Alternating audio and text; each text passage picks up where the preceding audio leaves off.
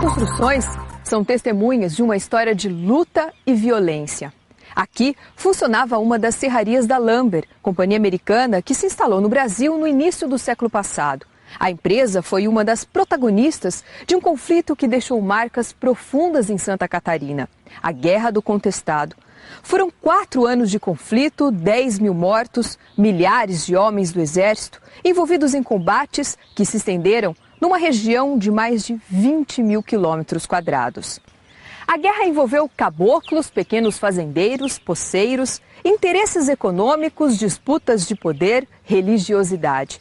Pouco mais de 100 anos depois do início da guerra, a população local ainda enfrenta um dia a dia de pobreza, num cenário que surpreende em uma das regiões mais prósperas do país. A Guerra do Contestado é o tema de hoje, no Caminhos da Reportagem.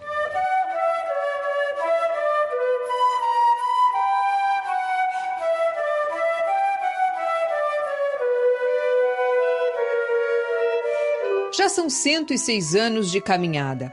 E nesta longa trajetória, Dona Sebastiana, filha de caboclos, ainda guarda na memória a lembrança de uma guerra. Tenho lembrança daquela minhas pessoas que era o meu sangue, que eles matavam, faziam, aconteciam, onde mataram uma tia minha, que era casada com um tio meu, irmão da minha mãe. Ela estava para ganhar gêmeo de família. Eles mataram a coitada, abriram ela, a barriga dela e mataram os anjinhos e punharam na cerca de rachão que nem prancha de porco. Dona Sebastiana e a família ficaram escondidas durante 8 dias num buraco, no barranco de um riacho. Que era tiro da gente ficar em pé surdo. Aqueles fuzis que davam cada tiro que varava de um lado para outro.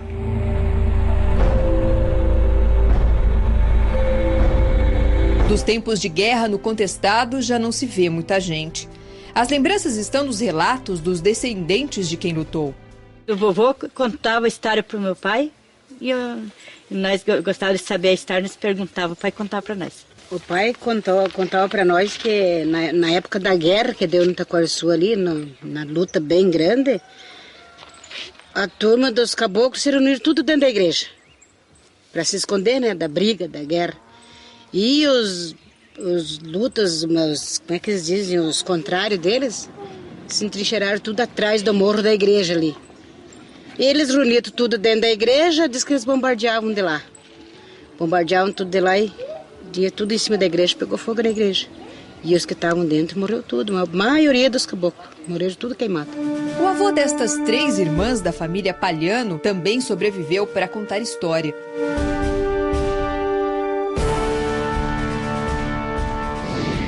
Na época da guerra, este rio, o Rio do Peixe, dividia 2 estados, Santa Catarina e Paraná.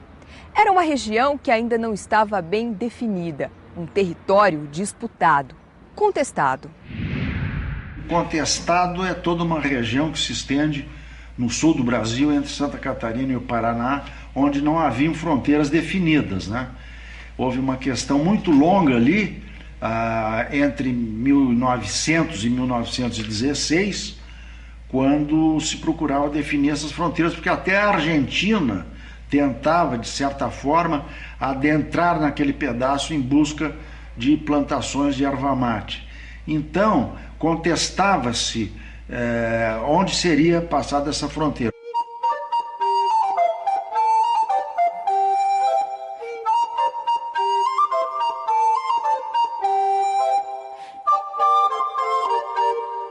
É nessa região, no começo do século XX, que moravam pequenos fazendeiros, poceiros, caboclos que mantinham lavouras para subsistência e cultivavam erva mate. O Estado era praticamente ausente do cotidiano dessas pessoas, né? Quem era o Estado, essa abstração Estado para eles, era a figura do coronel, ali próximo, né? que mandava em tudo, né?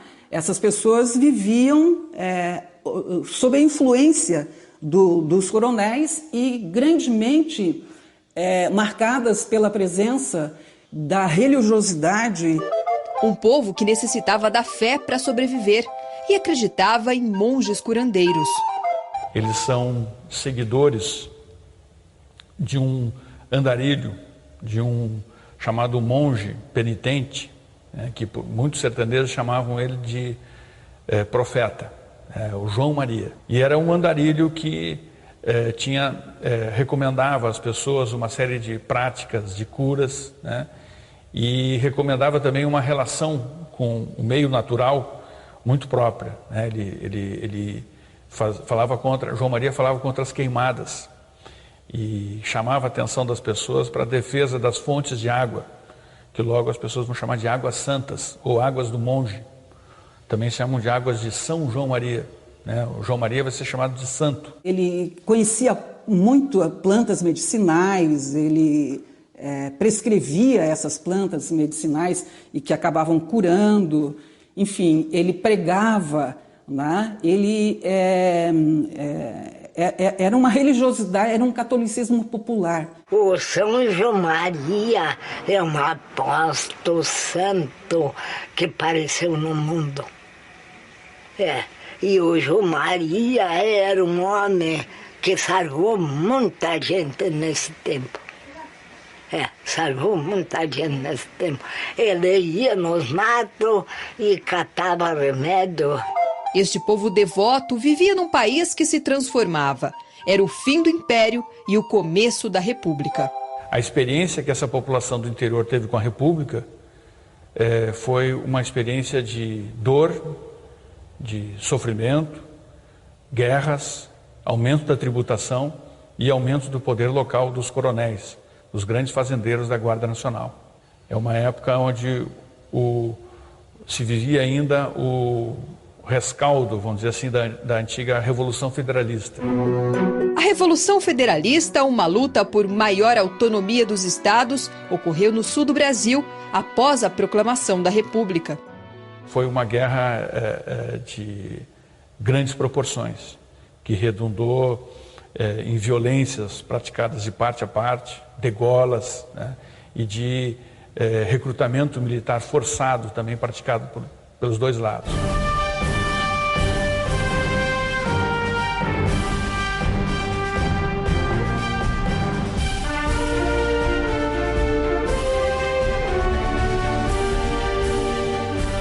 Do ponto de vista formal, o federalismo só defendia um parlamentarismo e uma descentralização. Mas essas lideranças federalistas populares defendiam a luta contra autoridades impostas de fora. O conflito do contestado, essas duas tradições se unem. Mas se unem através de um episódio bastante circunscrito, que é a atuação de um curandeiro na região no ano de 1912. Esse curandeiro é José Maria, muito semelhante ao profeta João Maria, que já tinha morrido. José Maria não era tanto um penitente, mas era mais um curandeiro profissional mesmo. Conhecia ervas e uma série de práticas de cura. José Maria vai, em agosto de 1912, para a comunidade de Itaquaruçu, no interior de Curitibanos, numa festa local, a festa de Bom Jesus. Ele é convidado pelos festeiros para aparecer na festa. A festa durava 4 dias, mas depois de passados 4 dias, a festa não se desmobilizou, ela só foi aumentando o povoado de Itaquaruçu, porque aumentava o número de pessoas a procurar as curas de José Maria. A festa causou desconfiança no prefeito de Curitibanos, em Santa Catarina. Ele achava que José Maria era aliado dos opositores e mandou a polícia para Taquaruçu. E José Maria decide dispersar o povoado e migrar em direção ao oeste. Indo em direção ao oeste, ele atravessa o Rio do Peixe e entra nos Campos de Palmas, que era o território administrado pelos paranaenses. Quando isso acontece, a imprensa de Curitiba começa a dizer que o governo de Santa Catarina estava enxotando fanáticos para a região contestada, para criar confusão nessa região. Chegando no território do Irani, a Força Policial do Paraná resolve fazer uma expedição preventiva antes que chegasse a tropa do Exército, e o comandante da própria polícia, né, o coronel João Gualberto, comanda, né, uma unidade fortemente armada, até levaram uma metralhadora de tripé, um armamento muito sofisticado para esse combate, e procura destruir esse povoado que estava em torno de José Maria, no Irani. Aí vai se ter, nesse período, 22 de outubro de 1912, o primeiro combate, né, que é o combate chamado Combate do Irani. Era madrugada quando os homens do Regimento de Segurança do Paraná chegaram no Irani. Por aqui já estavam o monge José Maria e os caboclos. O encontro foi o estopim da Guerra do Contestado. E entre os mortos estavam os 2 líderes dos grupos que lutaram. Do lado do monge tem aproximadamente umas 300 pessoas, né? Esse combate ele vai ser travado sem uma preparação tática do João Gualberto. O João Gualberto chega na região apressadamente. Só que acontece que nesse enfrentamento o José Maria morreu e o João Gualberto também morreu. O José Maria e o João Gualberto, quando se tacaram no portão, que desbordegaram o portão, que a polícia veio para cá e eles entraram para lá. O João Gualberto levou o revólver, a malva dele era arma comprida. Diz que era. É o que eles contam. Levou no José Maria, que atirou. José Maria largou o facão. Na hora, foi tiro para lá e facão para lá. Os 2 caíram mortos. Para o governo, passado o combate do Irani, as pessoas não achavam que estava resolvido o problema do contestado. Não haveria mais nenhum outro conflito.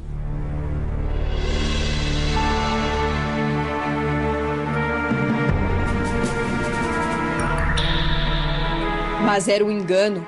A Guerra do Contestado estava apenas começando. O combate no Irani foi só a primeira batalha. Passa um ano, até passa um pouco mais de um ano, e na comunidade de Itaquaruçu, uma menina de 11 anos, neta de um festeiro do ano anterior que tinha convidado José Maria, a menina chamada Teodora, ela começa a relatar que tinha sonhos com José Maria. E nesses sonhos, José Maria ordenava a todos os seus seguidores que voltassem a se reunir em Itaquaruçu. Então esse segundo Itaquaruçu, esse vai ser bem diferente do primeiro. O primeiro era uma festa em torno de um curandeiro. Esse segundo Itaquaruçu, a partir de dezembro de 1913, vai ser uma concentração das pessoas que sabem que estão desafiando o governo de Santa Catarina. Claramente ali já é o início do projeto Caboclo, uma invenção deles. É um trabalho de aglutinação, né? de criar a sua utopia, né? A irmandade cabocla, essa fala, quem tem, mói, quem não tem, mói também, e no fim todos ficam iguais. Caracterizava o movimento, né? Moer o milho no pilão, né? Então quem tinha milho ou riquezas levava para o reduto. Quem não tinha ia também comer, ia se alimentar, porque iam viver todos em comum dentro dessa cidade santa. Era um projeto que afrontava os grandes fazendeiros, os coronéis da Guarda Nacional, setores que viviam da pecuária e da exploração, da comercialização da erva mate no Planalto, e frequentemente também dominavam a política nos municípios. As cidades santas dos caboclos foram se formando ao longo de 1913 e 1914. Elas multiplicaram-se por quase todo o Planalto serrano de Santa Catarina. Nestes lugares, todos viveriam como iguais e trabalhariam pela sobrevivência e em defesa da comunidade. Era um regime da consciência, da justiça e do bem-estar. Um regime onde todos poderiam contribuir para todos. Seria uma espécie de uma irmandade sertaneja, uma irmandade cabocla. Era aqui, neste local, que hoje é uma propriedade privada e serve de pasto para o gado, que ficava Taquaruçu, um reduto de fanáticos para o exército, ou uma cidade santa para os caboclos, um lugar que foi todo destruído na Guerra do Contestado. Eles tinham trincheira para a pessoa lutar de homem a homem, mas não tinham sobre bomba, eles não previam isso. Então o exército pegou eles de tucaia, assim, né? Eles não esperavam ser bombardeados de longe, porque no facão e no facão de pau ia dar mais lenha para a fogueira, sabe? No dia 8 de fevereiro de 1914, o povoado de Taquarussu foi atacado pelas forças do Exército de Santa Catarina, junto com as forças policiais. Morreram principalmente as mulheres e as crianças, pois muitos dos homens estavam trabalhando na construção de Caraguatá, outra cidade santa. Taquarussu ali acabou, as pessoas... Depois de 8 de fevereiro, as pessoas ficaram expostas aqui no gramado, foram, como eu até escrevo uma poesia, foram velados pelo Cruzeiro do Sul e enterrados sobre o solo do Taquarussu, né? Eles destruíram todas as vilas, mataram mulheres, mataram crianças, foi um morticínio de muito impacto para os sertanejos, inclusive. Ao mesmo tempo que se tinha um combate, também se tinha, crescia a fé dos sertanejos nos monges e crescia o número de pessoas que aderiam voluntariamente ao movimento para lutar junto dos sertanejos, uma luta que para eles era uma luta por um mundo novo. Boa parte da crise econômica e social que dá origem à guerra tem relação com a companhia estrangeira que construiu a estrada de ferro São Paulo-Rio Grande do Sul e explorou a madeira da região do contestado. No próximo bloco, vamos saber mais sobre essa empresa americana e o acirramento do conflito. O Caminhos da Reportagem volta já.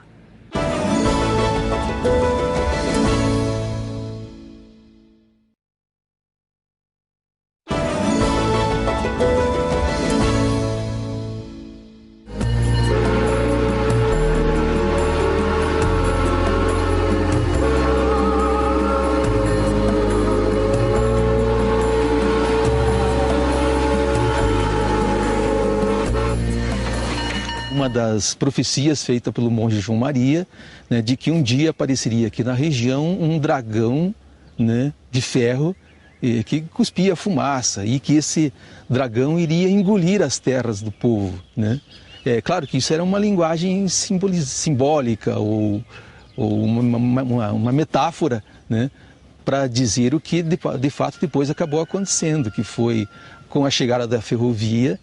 E também por razões contratuais, a ferrovia acabou, entre aspas, engolindo 15 quilômetros para cada lado da ferrovia, que passaram a pertencer à empresa construtora da ferrovia. A concessão para a construção da estrada de ferro que ligaria Itararé, em São Paulo, até Santa Maria, no Rio Grande do Sul, foi dada ainda na época do Império, um ano antes da proclamação da República. Os primeiros trechos foram construídos em São Paulo e no Rio Grande do Sul. A ligação entre eles, nas terras contestadas do Paraná e de Santa Catarina, foi concedida a uma companhia americana, de propriedade de Percival Farquhar, detentor de diversas outras concessões de serviços públicos, de transporte, iluminação e mineração no país. A maior parte dos moradores dessa região era constituído de poceiros, né? E que não viam a chegada da ferrovia passando por suas terras como uma coisa boa. Primeiro a guerra até começou porque eles queriam passar uma estrada de ferro. Para quê? Ferrovia, né? E a família não aceitou porque daí eles iam tomar um espaço muito grande de terreno. O americano Percival Farquhar também era o proprietário da madeireira Southern Brazil Lumber and Colonization Company, uma subsidiária da Brazil Railway, companhia que construiu a ferrovia. O governo federal permitiu que a Lumber explorasse madeira nos 15 quilômetros de cada lado da ferrovia. Primeiro, tem que haver um deslocamento em massa de uma população muito grande de nacionais, de sitiantes, ervateiros, pequenos agricultores, pequenos criadores. Eles vão perder as terras. Terras que eles não tinham títulos, porque eram habitantes poceiros, mas que viviam ali há gerações já, né? A concessão do governo é das terras devolutas, portanto das terras públicas. Só que o discurso do governo é que as terras públicas são terras da nação e aqueles poceiros são intrusos nas terras públicas. Só que os chamados intrusos, na verdade, eram habitantes nacionais e que sempre viveram naquele território, né, e que de uma hora para outra são expropriados, né, violentamente por esse impacto da Companhia Estrada de Ferro. O dono era quem tinha posse da terra. E quando a República abriu os cartórios começam com a República. Alguns exploradores e assambarcadores de terra, grileiros, começaram a se apropriar dessas terras. E a própria Lumber Corporation e a South Brazil Railway também criaram uma South Brazil Colonization Company. Todo esse território foi, de fato, colonizado por europeus e seus descendentes, né? Então, os colonos europeus, eles pegaram os melhores solos, mais próximos às linhas de comercialização, à estrutura da estrada de ferro, né? Tinham mais facilidade para financiamento, crédito, tinham a propriedade da terra regularizada, né? Então, tudo isso facilitava a essas famílias de agricultores uma capitalização maior, uma formação de cooperativas. Então, são comunidades que se desenvolveram mais, né? Ao contrário dos caboclos que ficaram expropriados da sua terra, marginalizados, né, desses principais recursos, né? A estrada de ferro foi construída entre 1907 e 1910. Como parte do contrato entre o governo brasileiro e a empresa construtora, a empresa construtora ganhava também por quilômetro de estrada de ferro construído. Aí ela ganhou dos dois lados. Primeiro porque, construindo ao longo dos rios da região, evitava-se as obras de arte, como aterros, como pontes e viadutos. E, ao mesmo tempo, acompanhando também o percurso dos rios, essa estrada tinha mais sinuosidade e, logo, os trechos eram maiores, né? Logo, também, o lucro da empresa era muito maior. Por isso, a estrada é uma verdadeira serpente aqui na nossa região. Cerca de 8.000 homens vindos de todo o Brasil executaram a obra. Com a conclusão da ferrovia, milhares desses operários permaneceram na região, sem dinheiro para voltar aos locais de origem, e acabaram se juntando à luta dos caboclos pela terra. Se olharmos do ponto de vista da guerra, do conflito armado que vai acontecer, se analisarmos, por exemplo, os documentos militares, nós temos claro a ideia de que o exército vem para a região do contestado, tem como missão combater o elemento indesejado, né? Tanto que são comuns termos como, quando atribuídos aos sertanejos, como impatrióticos, facínoras, incautos, desordeiros. Eles vêm para combater esse elemento pernicioso, é um termo que se usa muito. Vem, elimina o elemento pernicioso e só assim pode-se continuar com o grande projeto de colonização e de criação de centro de riqueza permanente aqui no contestado. E o Exército e as forças públicas do estado do Paraná e de Santa Catarina vieram para cá para defender o capital internacional, né? É o que normalmente acontece e aqui na Lumber não foi diferente. Para os soldados do Exército, os caminhos eram desconhecidos e tortuosos, mais ou menos assim.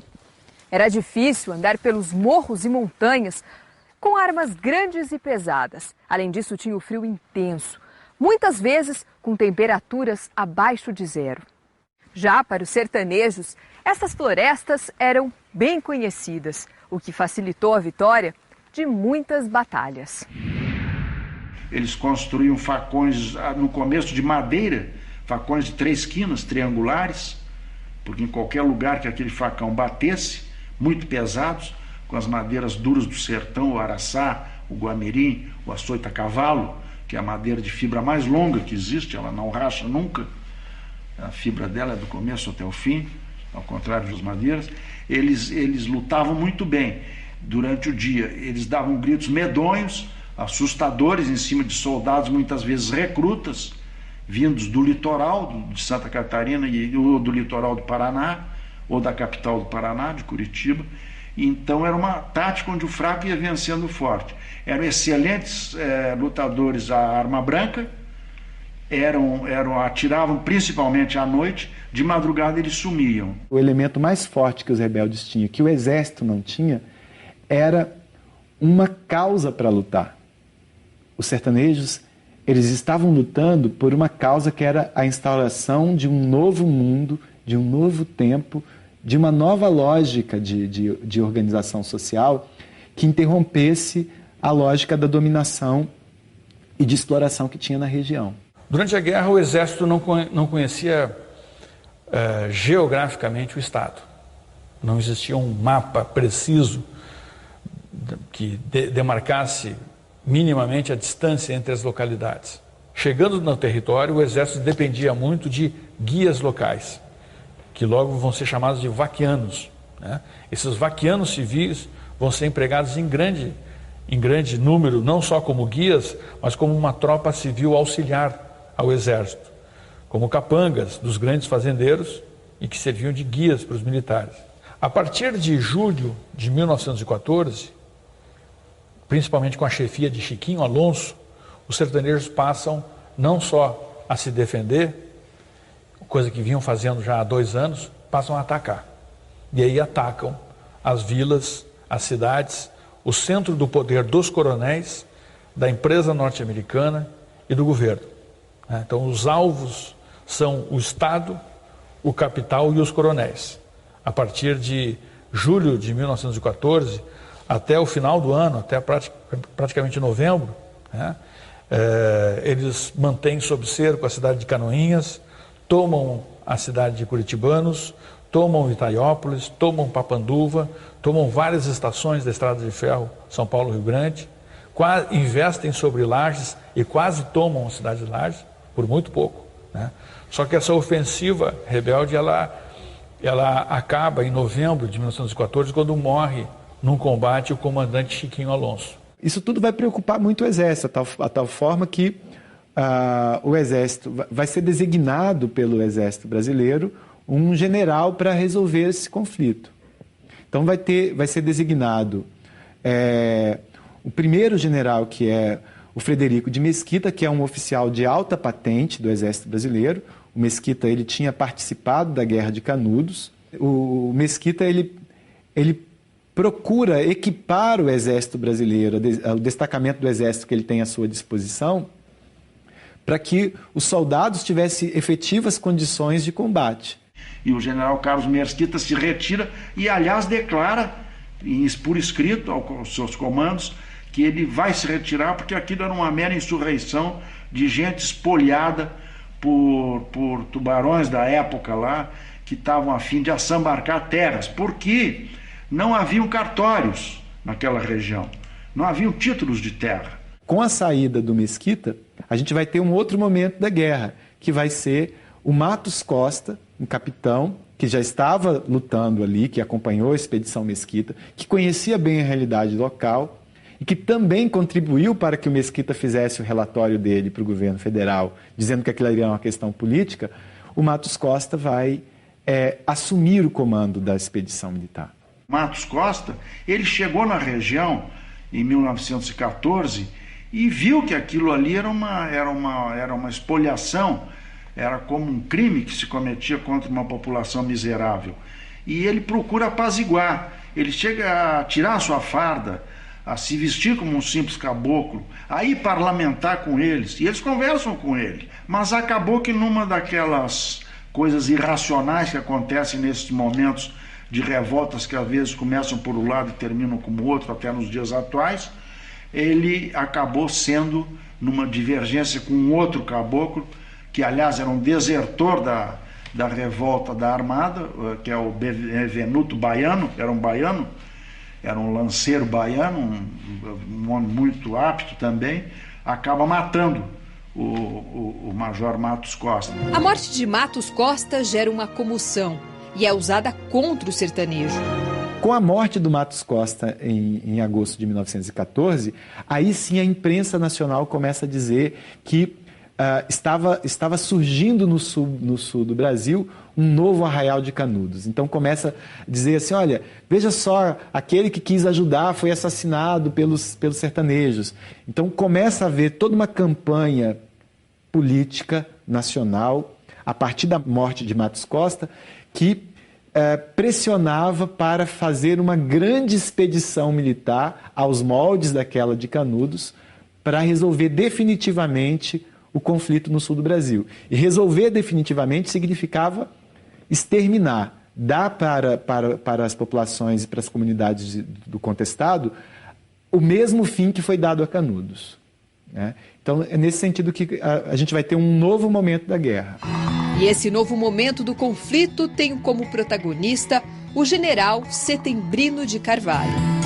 Com essa força de 6 mil homens a seu dispor, mais tecnologia bélica de primeira linha que ele levou, mais os recursos da União, designado efetivamente somente para mover uma grande campanha de guerra no contestado, ele chega numa situação extremamente vantajosa para o Exército. Eles vieram com 4 aviões, ou com 2 aviões fabricados na Itália. Eles tinham essa tese que o avião seria a arma do futuro, já tinha essa visão. Eram aviões quase com uma asa delta, assim, jogavam as granadas com a mão. E ele cercou os rebeldes por 4 pontas da Rosa dos Ventos: norte, sul, leste, oeste. Colocou um coronel Sócrates ao norte, o coronel Castro a oeste, e ao sul, numa grande tropa de 2 mil homens, o bacharel e coronel Raul Destilac Leal, que veio a ser pai até de um ministro futuro do governo Vargas. E ele a tese dele é que ele mataria os rebeldes pela fome, pelo cansaço e pela exaustão, porque ele impediria deles receberem alimentos, armas. São 4 colunas que vão espremendo o território de mais de 20 mil quilômetros quadrados, espremendo e impedindo que entrasse comida, né, e que qualquer pessoa saísse ou entrasse sem ser identificada. Surge uma figura chamada Flagelo de Deus, que se intitulava santo, que é a Deodato Manuel Ramos, que era um caboclo, mulato, alto, espadaúdo, forte, tropeiro antigo, que resolve colocar todos os rebeldes num lugar só, que era o lugar chamado Vale do Rio Santa Maria. Era um lugar quase impenetrável, realmente uns paredões difíceis, um desses vales que o Brasil tem nas suas serras, que haviam poucas entradas. Mas aí o general Setembrino, fazendo esse cerco, vai cercando-os lentamente. E chama também do Rio Grande do Sul, da cidade de Santa Maria, os esquadrões da Cavalaria Gaúcha, experientes em campanhas militares anteriores, principalmente da chamada Guerra Federalista de 1893. E vem de lá um capitão gaúcho, chamado Tertuliano Potiguara, que vem à frente de cavaleiros, muito bem montado, com aquela cavalaria gaúcha brilhante, que existia desde o tempo dos farrapos, e vem com milhares de cavalos e cavaleiros gaúchos, e faz verdadeiras rázias, verdadeiras penetrações nesse vale onde ele podia, e ele tem ordens de matar o que ele encontrasse pela frente e queimar todas as casas que ele encontrasse. Ele não deixava nada em pé, o Tertuliano Potiguara. Ele foi realmente o carrasco final deles. Até que o general Setembrino e o coronel e bacharel Raul Destilac Leal conseguiram adentrar no vale. Depois dessas rázias que o Potiguara fez, eles adentraram no vale e venceram e mataram os últimos rebeldes. Os caboclos tentaram escapar do cerco armado por Setembrino, em vão. A guerra, que começou em Irani, terminou no Vale de Santa Maria. O cerco a Santa Maria acontece praticamente de fevereiro até abril de 1915. Foi um episódio extremamente violento, a destruição de Santa Maria. Aí o exército retira sua tropa.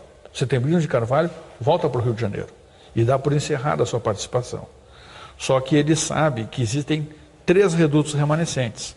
É o reduto de Pedra Branca, o reduto de São Pedro e o reduto de São Miguel, né? Esses redutos ainda vão viver até o final do ano de 1915, quando são destroçados, né? E entre dezembro de 1915 e janeiro de 1916, mais de 10 mil caboclos se apresentam para as tropas. A maior parte desses que se apresentam são órfãos e viúvas. Os homens praticamente tinham morrido, quase todos. Só eram velhos, viúvas e crianças. Depois que terminou a guerra, os militares, as forças federais saíram e os governos ficaram incumbidos de fazer a limpeza que eles chamavam. A limpeza consistia na apreensão dos remanescentes e execução sumária na frente da família, de dedo em riste na cara deles, dizendo, degolava o cara e dizia, vocês abrirem a boca, vai acontecer o mesmo com vocês.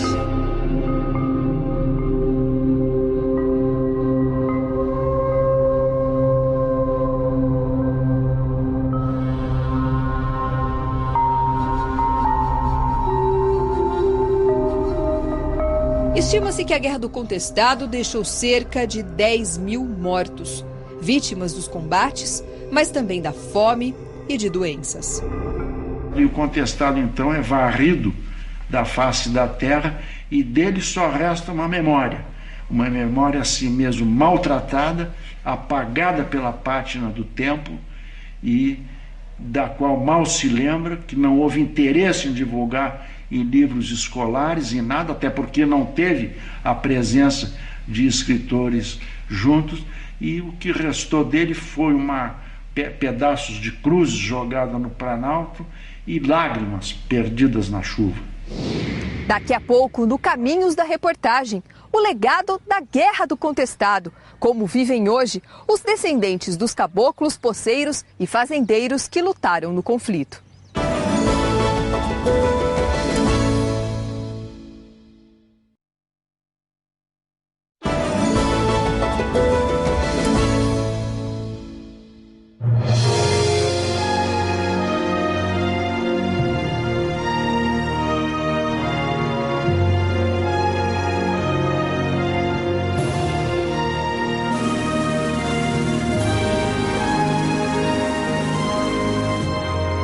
O trem que passou por estes trilhos trouxe no vagão progresso e desenvolvimento.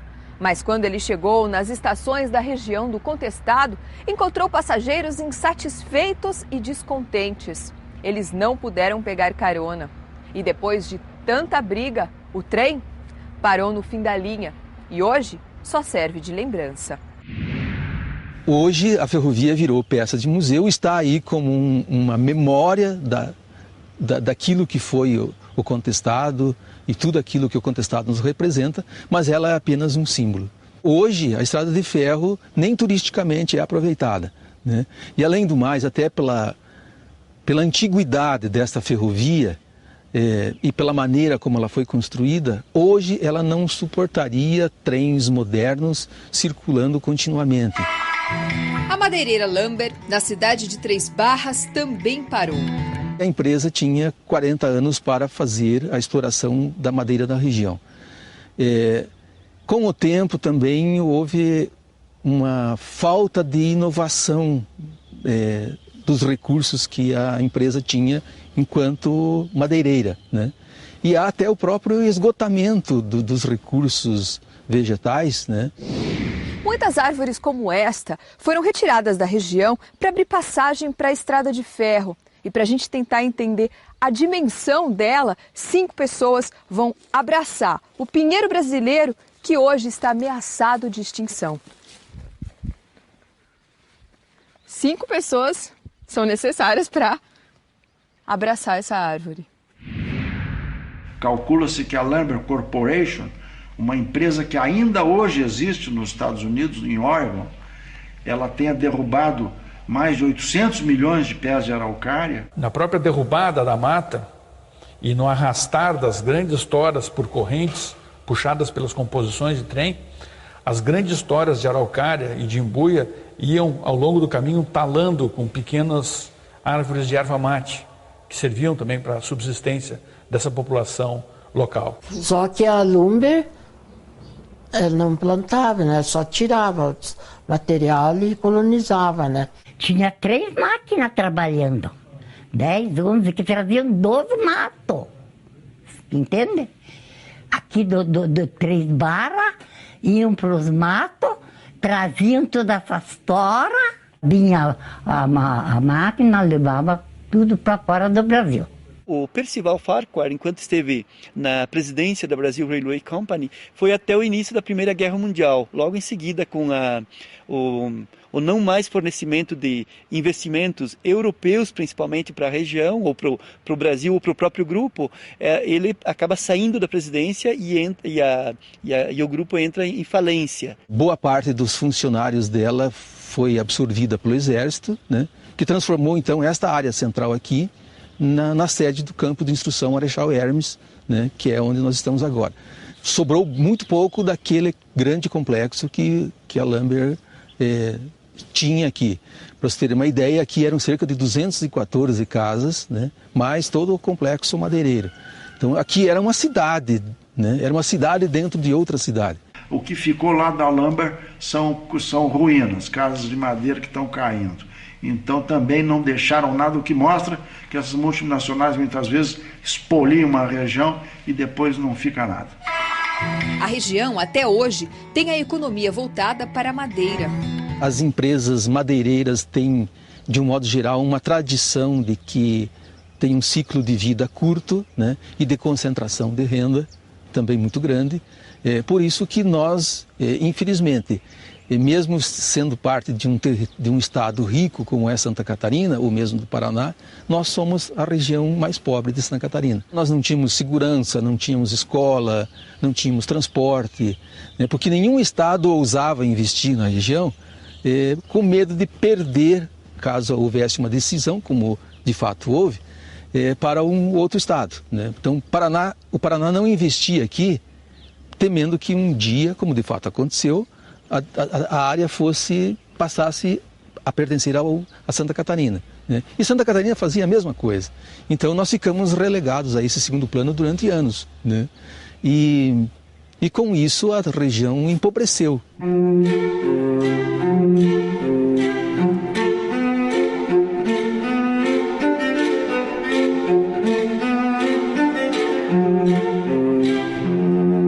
O IDH, o Índice de Desenvolvimento Humano, avalia a renda, a educação e a saúde de um local.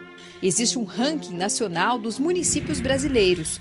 Cidades como Irani, Caçador, Fraiburgo, onde fica o povoado de Taquarussu, e Três Barras, todas na região do Contestado, ocupam posições muito abaixo dos outros municípios da região sul do Brasil. Florianópolis, por exemplo, a capital do estado, fica na 3ª posição.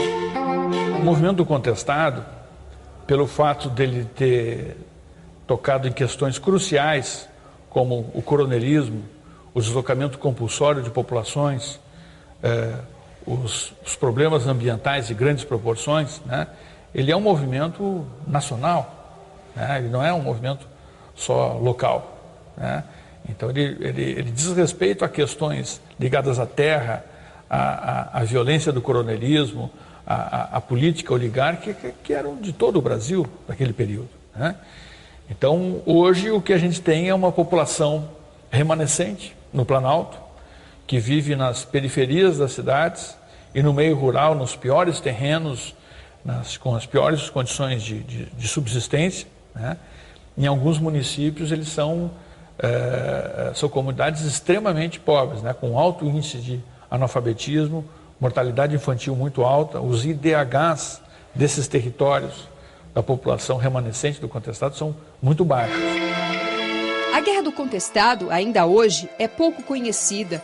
Mesmo durante os 4 anos em que ocorreram as batalhas, entre 1912 e 1916, o conflito no sul do Brasil foi ofuscado por outro. No mundo a gente vê nesse período o início da Primeira Guerra Mundial, que foi um conflito que acabou por abafar na própria imprensa brasileira a Guerra do Contestado. A gente vê, assim, abrindo os jornais da época, há reportagens detalhadas sobre batalhas na França, na Alemanha, na Rússia, né, nos Balcãs, enquanto que pequenas notas sobre uma guerra contra os fanáticos no sul do Brasil. Então era o próprio espaço que a imprensa do Brasil deu na época para a guerra foi muito pequeno, né, porque existe uma tradição mesmo intelectual, né, da imprensa e das classes ilustradas do Brasil em olhar mais o que acontece na Europa do que no interior do seu próprio país, né? Então isso, de certa forma, contribuiu, né? Mas por que esconder essa guerra? Como no sul do Brasil se quis construir uma imagem de desenvolvimento, europeização e branqueamento da população mesmo, né? Então a lembrança da Guerra do Contestado era a lembrança de um Brasil que eles queriam esquecer. Ao contrário, por exemplo, de Canudos. Canudos tem tudo a ver com a estética do Nordeste, né? Com o abandono do Nordeste. Um abandono que a própria elite nordestina assumiu como discurso. O discurso da seca não é o discurso só do sertanejo que passa seca, é o discurso também da oligarquia nordestina, né? Aqui no Sul, a oligarquia local, ela quis esquecer o contestado. Então, por muitos anos, né, o assunto não teve um domínio público que fosse digno, né, do tamanho e da envergadura do próprio movimento. A Guerra do Contestado é um grande quebra-cabeça. As peças ainda estão espalhadas e escondidas, mas hoje em dia já tem muita gente com vontade de procurar, organizar e compreender isso tudo. O contestado ficou escondido propositalmente da história durante quase 100 anos. Pelo menos durante 90 anos, 80 anos ficou escondido.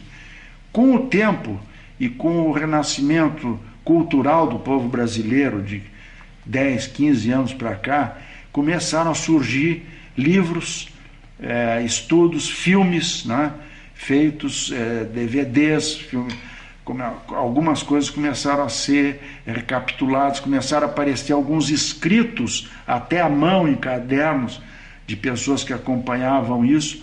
Eu mesmo, durante 30 anos, procurei juntar esse material que eu achava valiosíssimo e desconhecido. Mas outras pessoas também fizeram isso. Eu fiz um livro de caráter jornalístico, não é? Porque não haviam, como eu disse, jornalistas nem escritores na região. Procurei fazer um livro didático, vou distribuí-lo nas escolas, nas bibliotecas. Um resgate que também tenta ser feito pela população local. Percorrer a região do conflito em Santa Catarina é se deparar em cada cidadezinha com o Museu do Contestado. Nós temos uma visita anual assim que chega em torno de 10 mil visitantes.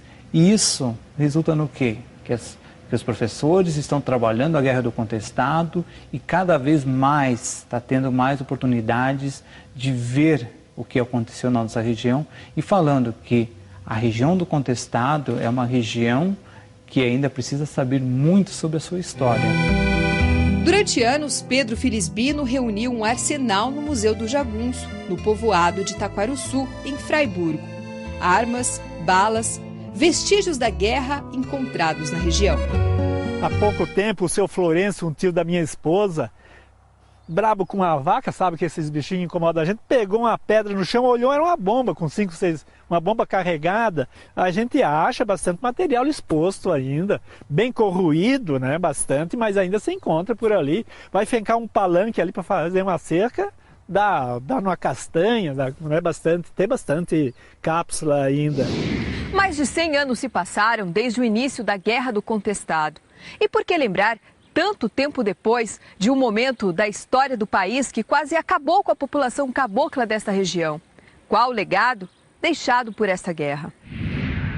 Eu acho que falar é pouco, revolta só. Nós temos que mostrar os exemplos que nos animam a mudar o Brasil para as gerações de hoje. Os exemplos de bravura daquela gente, o sangue inocente que eles derramaram para mudar o futuro do Brasil. Ela representou um momento em que o exército, em que a população pobre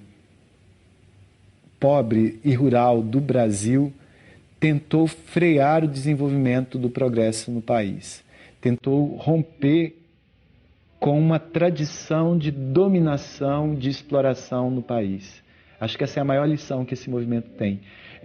O potencial revolucionário dessa guerra, né, desse conflito, está exatamente numa experiência de luta